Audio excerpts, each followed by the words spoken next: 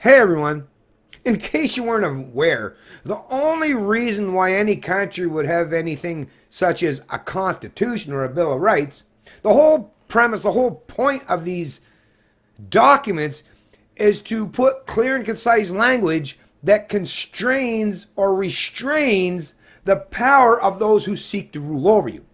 That's the premise of modern democracies. The old world democracy was supposed to be based on just genuine majority or mob rule. Our modern democracies, especially post-Enlightenment era, were supposed to be built and grounded and entrenched upon the fact that, yeah, it was still majority rule, but the majority only had the right to vote on particular things, right? Which wouldn't have, I mean, no one would have agreed to set up any kind of political organizational structure where people can vote to like take away your own shit or to control every area or aspect of your life, which is what we're talking about modern democracies today. It's all ruled by edict, folk. But the whole point of having a constitution or a Bill of Rights is to, like I say, show with real clear and concise language. Oh, that's the thing. Consider it's mostly the political or the legal class that write these documents. That, yeah, good luck trying to get that or derive that out of any of these documents. And we've seen, yeah, all it comes down to is interpretation. So even if you've done a decent job, such as, you know, the American founding fathers, when they set up their constitution, they did a much better job of being proactive and making sure that, oh yeah, what about these authoritarians? Oh, they might try to do this, so let's maybe clarify the language within the constitution. I think they did a great job, better than any figurehead or government leader through all of history. Like I say, the American Constitution was the best drafted document that laid out what it means to be at least somewhat of a free human, or as close to what a free human being could even mean, right? Especially during that period, during that time. But Canada, I mean, our original Constitution was basically founded upon the Constitution of England, the United Kingdom. So that was from 1867, the founding of our country. That was we didn't even have our own constitution. We just kind of adopted our authoritarian mommy and daddies from across the pond. We adopted their constitution, right? And then in the 80s, well, with Trudeau's dad, like, he was supposed to give Canadians a real document that was based on full-on Canadian values and principles. And contained within that Bill of Rights, it suggested that we're supposed to be free in some way, in some area, in some regard. And one of those freedoms was that you're supposed to be free from illegal searches or seizures. But once again, when you talk about the fact that it's people who have been trenched in the language of legalese get to dictate, determine, and decipher the language contained within our Bill of Rights or Constitution, well, they can make it mean whatever the hell they want to mean. So, like I say, to me, it's hilarious when people talk about constitutions or Bill of Rights. It's just words written on parchment or paper or on a screen. It has no power. Without people's willingness and ability, well, first of all, you have to be knowledgeable enough to understand what these rights mean. And the minute someone in government or one of their lackeys or their mindless order followers from the police forces or the judges or the prosecutors, the minute somebody steps outside the bounds of what they're supposed to be allowed or deemed allowable as far as what the Constitution or the Bill of Rights entails, as soon as someone steps outside that bound, well, who's to hold them to account, right? Like I say, the judges aren't doing it. The political class aren't doing it.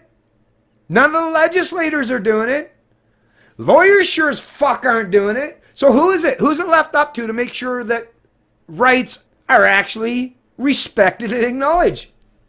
The onus is it's always been on you and I and every single one of us as individuals to show the ruling class and their lackeys that no, you have to stick to the rules. Just like if you were sitting down and playing a board game with someone, if someone didn't play the rules and they cheated, well, the onus is on you to say, no, I'm not. Either you smarten up, don't fucking cheat again. Matter of fact, go back and correct whatever you did that you cheated on. You go back and fix that, or fix it at least as best you can.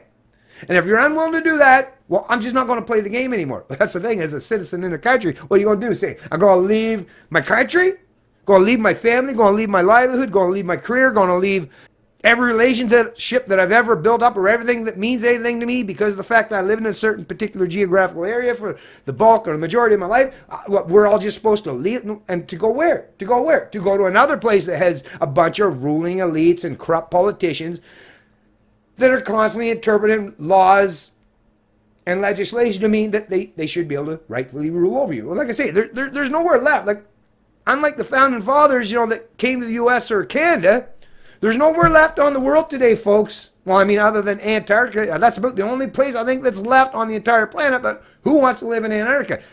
No, we don't have to constantly be seeking, what, we're going to go to the moon next? No. Actually, that would probably be the only chance we have of gaining any freedoms, I guess, is to go to a completely different solar or celestial body, right? No, listen. What we have to do is we have to show, I mean, because we can't. We're not all rich enough to jump on an Elon Musk rocket, right? We're not there yet, folks. So actually, for those of us for the foreseeable future that are going to be living on this planet, on this earth, well, it's the onus, once again, it's on us to stand in defense of our rights and our freedoms. Because they're never going to be afforded to you if you're unwilling to defend them.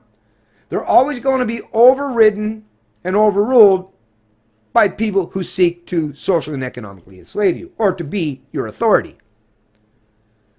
Headline out of CBC News, Nova Scotia: most drivers stopped by police will likely be tested for drunk driving, RCMP. So once again, as the basis of our common law, it was, unless you were actually genuinely deemed to be committing a crime, you should be able to travel freely in this country, in any province, from coast to coast and anywhere in between, unmolested or unhampered or unimpeded, without any fear of having the Stasi or the man coming down on you. That was literally the pretense of freedom. But we're seeing, like, well, those freedoms, they've been eroded and, like I say, denied so much to the point where, well, this is how willing they are to go with their authoritarian measures and means. Under new law, no one is exempt from being asked to prove their sobriety if stopped lawfully. This being reported by Caitlin Swan, December 18th, 2018.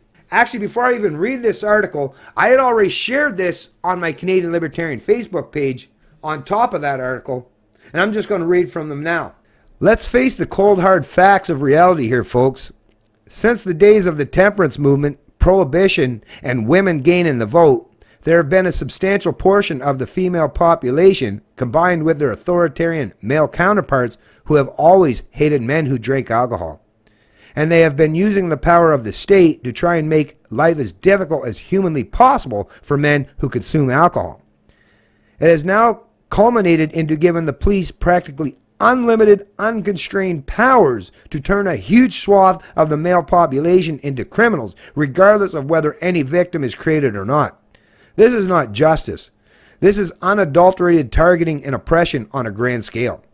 And very few people seem willing to even discuss the issue that has already had massive negative ramifications for men for decades now. And let me just tell you, I'm just one example, but I've talked to and I know many, many countless other Canadian men who, once again, these, like I say, these people are bitter, they're angry, they're resentful, and just think about, if you've known any woman in your life that hates a man that has a drink or two, think about how irrational she could be, and then place her in the position where she can now use government, which is a representation of a monopoly of violence or force, the gun in the room, as a means to, because, you know, back in the day, you what, complain to your husband, yell at him, throw a pot at him as he's walking out the door. Women, for the most part, throughout history, as much as they wanted to control their men, as far as like the men that like to have a drink or two, there was nothing they could really do. Nothing. They had no power to do anything. Well, other than wait until they were asleep and maybe kill them, right? But that was about it. That was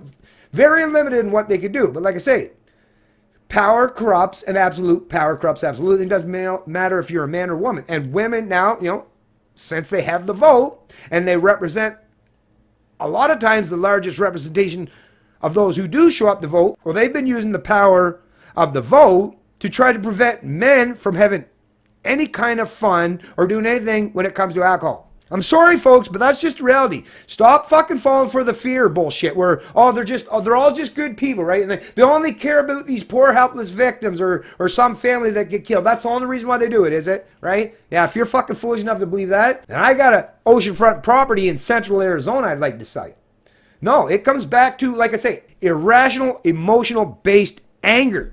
And this is not going to change anytime soon. Matter of fact, we're seeing it's constantly being escalated. And that's what this article is literally pointing out to the point where, like I say, it's just arbitrary mandates and edicts.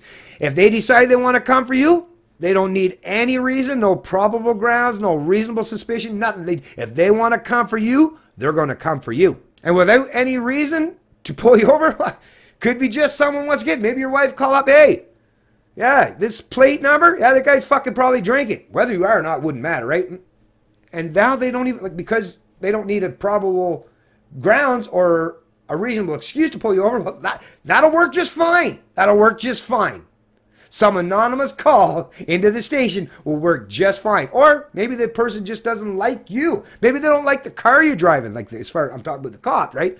Like I say, now it's just up in the air. Like I say, there's no semblance of genuine rule of law anymore. It's just political edicts. Very much authoritarian. Police officers in Canada who lawfully pull over a driver no longer need reasonable grounds to demand a sample of the breath. Lawfully pull them over. What does that mean? Lawfully pull them over. What? Oh, they were going 1 kilometer over?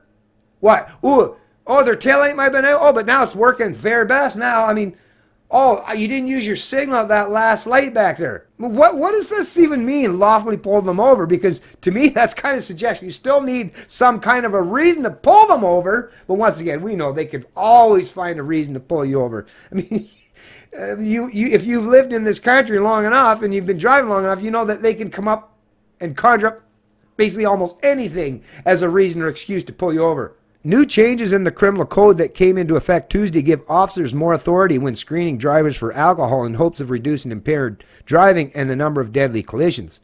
Previously, when a driver was pulled over at a checkpoint or for violating traffic laws, an officer needed reasonable suspicion to request a breath sample to determine blood alcohol concentration. Suspicion could arise from the smell of alcohol on their breath, slurred speech, or strange behavior from the driver. I mean, just the strange behavior or the slurred speech. Once again, I could, if I was a cop, I could pull someone over and say, oh, it sounded like that person. I can't prove if their speech seemed slurred in any way or that there was some strange behavior. I mean, how do you measure that? How do you bring proof to that or of that to a court? Well, I mean, unless you have a body cam on, some kind of video evidence. But, you know, historically, there was no video evidence of that. It was just whatever the cop said.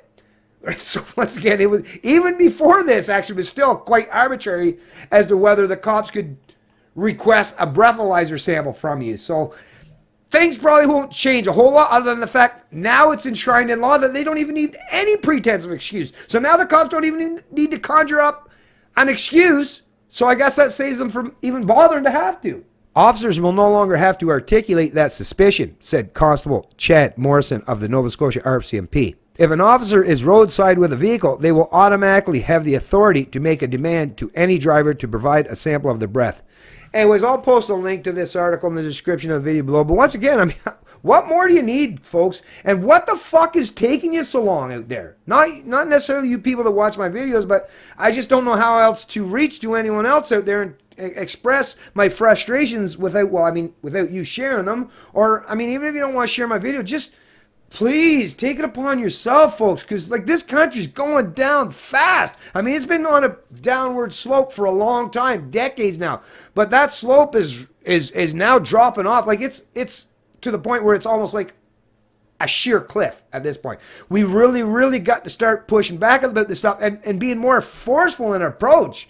Don't expect that you're going to beg your political masters or these authoritarian hacks or these sociopaths or control freaks to give you the freedoms that they want to take away from you. And they're saying time and time again, not only they want to take them away from you, but they're fucking going to take them away from you. Well, how do you push back against that?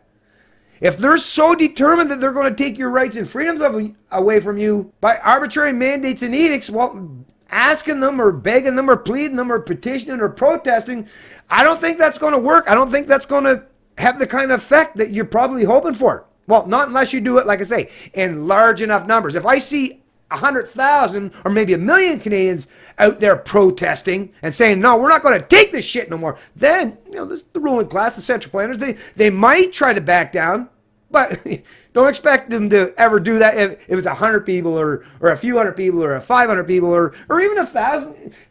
The central planners don't give a shit about your little sparsely populated protests, right? They don't care. Like I said in my past video, they look at it. Matter of fact, they always say, hey, get the media out there to cover this so we can point out that, look, there's nobody in this country that's willing to stand up and defend your rights and freedom, so you better get the fuck on board and do what the hell we say, because, yeah, you're alone and isolated, motherfucker. That's the message they're trying to tell you and send you. And like I say, Canadians are like, okay, let's put our tails between their legs, bow our heads, and just go about our merry way and say, yes, sir, I'll do whatever you ask of me. Whatever you require or whatever you demand of me. What a sad, sad reality. What a sad, sad country I find myself living in these days. It's Canadian Libertarian, and I love liberty.